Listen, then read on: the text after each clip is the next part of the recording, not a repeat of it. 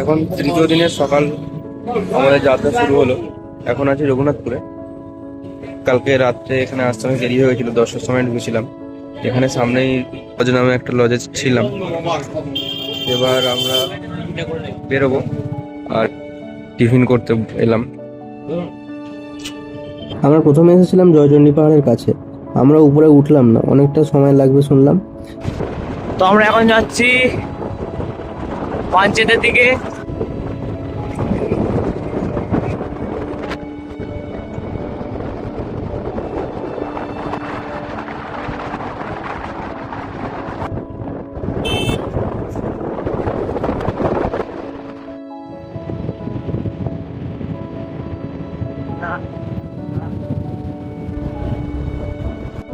আমরা ভেবেছিলাম আগে পাঞ্চেত যাব, কিন্তু আগে গড়পঞ্চকোট গেলে দেখলাম রাস্তাটা একটু কম পড়ছে, বা একটু ঠিক করে প্ল্যানটা করা যাচ্ছে।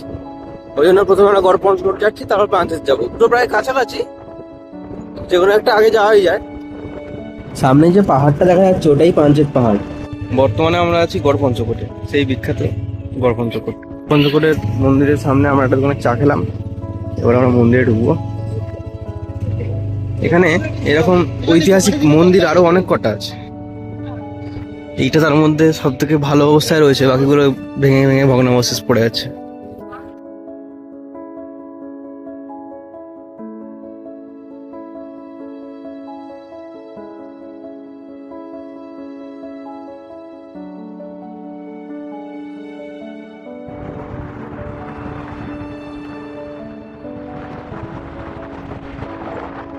सेरा व्यू बंधु,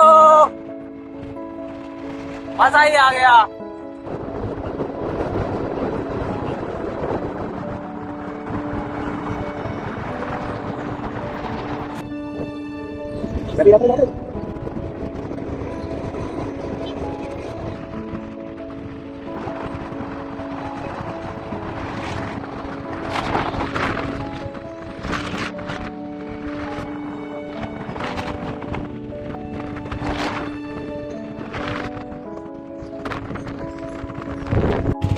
আমরা এখন পাঞ্চেত ড্যামে আছি।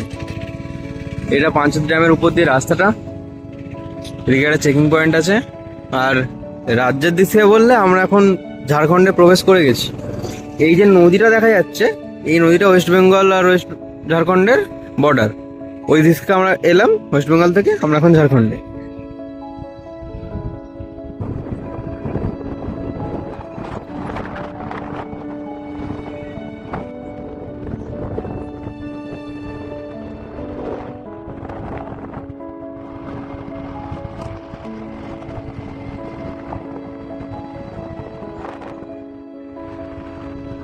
আমরা এখন পাঞ্চেত ড্যাম পেরিয়ে তার পাশেই নিচের দিকে নেমে এলাম। এই জায়গাটার নাম হচ্ছে পাঞ্চেত ড্যাম পার্ক। শিওর না, বলছি। ওদিক দিয়ে গেলে আই লাভ পাঞ্চেত বলে একটা পয়েন্ট আছে। আর ওই সাইডটায় থেকে ড্যামের একটা দারুণ ভিউ পাওয়া যায়। ওটার জন্যই মূলত ঢোকা। দেখা যাক কেমন লাগে। ওই উপরে ড্যামের রাস্তাটা। আমি আর প্রীতম এখন ড্যামের একটা ড্যাম ভিউ দেখতে যাচ্ছি।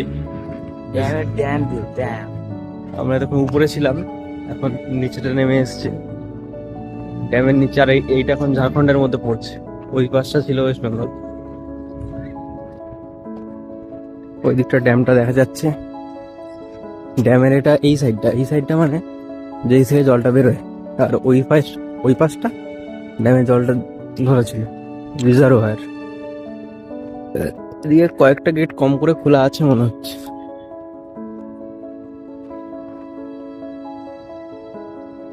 এইটু ছাগুলি।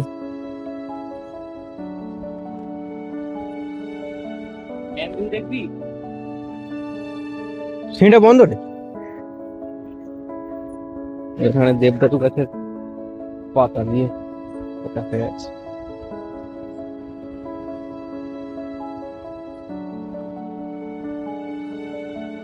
এই হলো ড্যাম।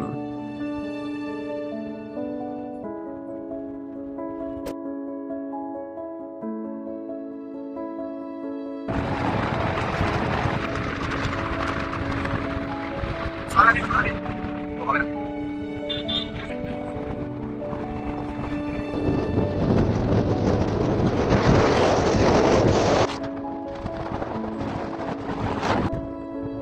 এখন পাঞ্চেত থেকে ফিরে এসে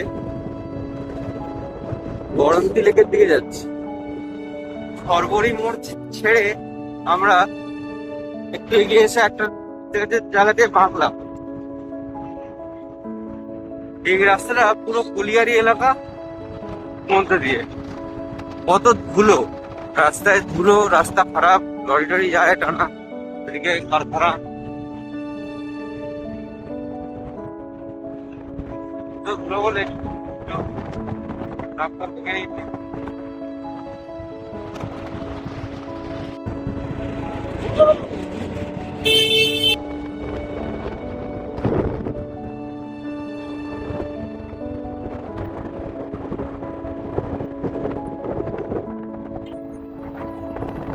বরন্তির দিকে আমরা এখন যাচ্ছি গ্রামের মেঠো পথ ধরে।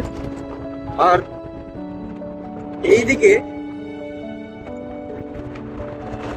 আদ্রা আসানসোল লাইনটা যাচ্ছে, আদ্রা আসানসোল রেলওয়ে লাইনটা এই যে দেখা যাচ্ছে।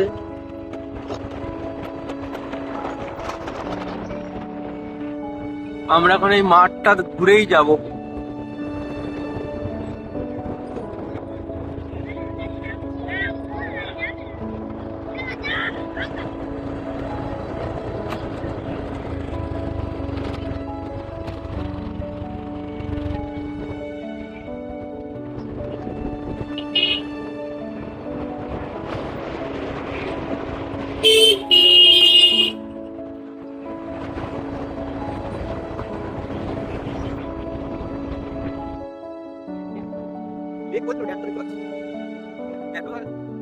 লেখা আছে।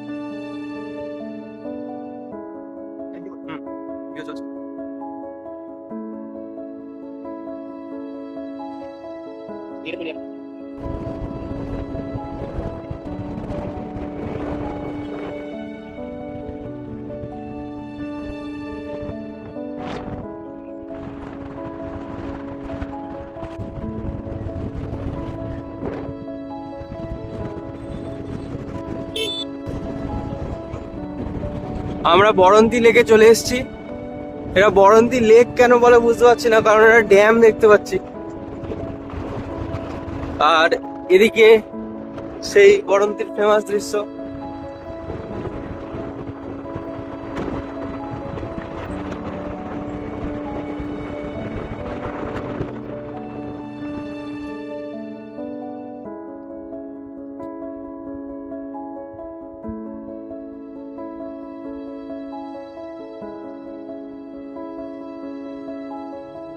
এখন বরন্তি লেকে আমরা এলাম। বরন্তি লেকের এটা সানসেট ভিউ পয়েন্ট নামে বিখ্যাত, কিন্তু সানসেট হতে আমার অনেক বাকি। আমরা এখানটা অনেকক্ষণ সময় কাটলাম।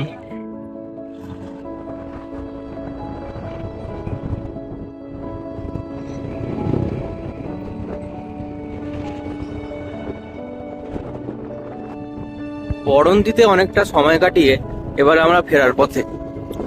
এখন আমরা যাচ্ছি কেশপুর। এইটা বরন্তি থেকে মুরাডি আসার পরে রামচন্দ্রপুর নামে একটা গ্রামের উপর দিয়ে এসে এখন এই যে গ্রামটা, এটা হলো কেন্দ্রবেড়িয়া।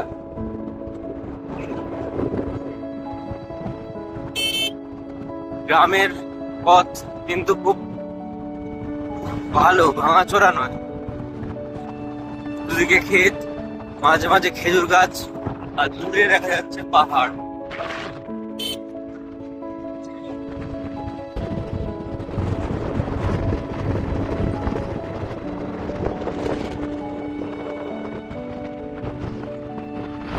এখন বসে আছি সাধু সালতোড়া নামে একটা জায়গায়। আমরা বরন্তি লেক থেকে যাচ্ছিলাম পুরুলিয়ার দিকে। এবার আমরা একটা অন্য রাস্তা ধরলাম, ডাইরেক্ট হাই রোড ধরেও যাওয়া যেত, অন্য একটা রাস্তা ধরলাম।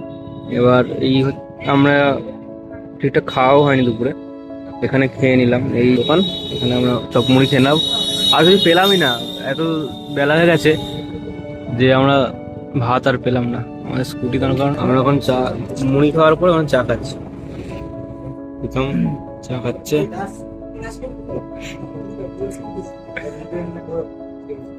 এই হচ্ছে মেন রোড, পুরুলিয়া দুর্গাপুর। এটা হচ্ছে আমাদের সারথি। এটা নয়, এটা WB 36R5669।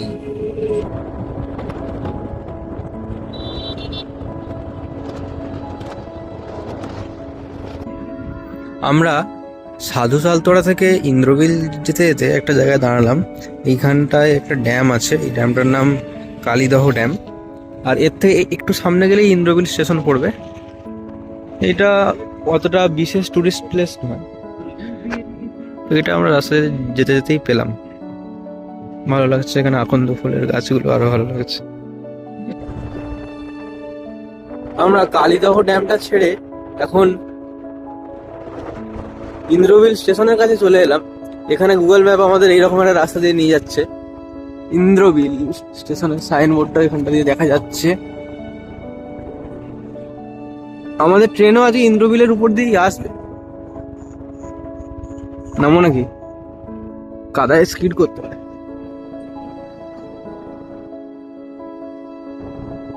আমরা এখন ইন্দ্রবিল থেকে কাশীপুরের দিকে যাচ্ছি, তারপর পুরুলিয়া যাব। এখন প্রায় সন্ধ্যা হয়ে এসছে। আমরা সন্ধ্যের মুখে কাশীপুর বাজারে ঢুকে গেলাম। আমরা আশা থেকে এইরকম একটা জনবহুল শহর এই প্রথমবার দেখলাম। আমরা কাশীপুরে এসে কাশীপুরের বিখ্যাত সেই রাজবাড়ির সামনে এলাম। সন্ধে হয়ে গেছে।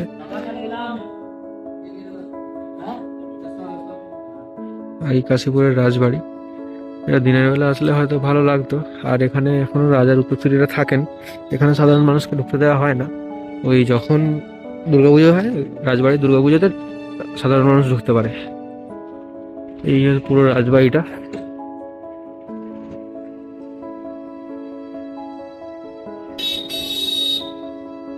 কাশীপুর রাজবাড়ি। এখন আমরা কাশীপুর থেকে পুরুলিয়ার দিকে ফিরছি। সন্ধে হয়ে গেছে, পুরো অন্ধকার রাস্তা, আর পুরো রাস্তাটাই ফাঁকা। প্রীতম এখন খুব গতিতে চালাচ্ছে, আর চাঁদ উপরে এরকম দেখা যাচ্ছে।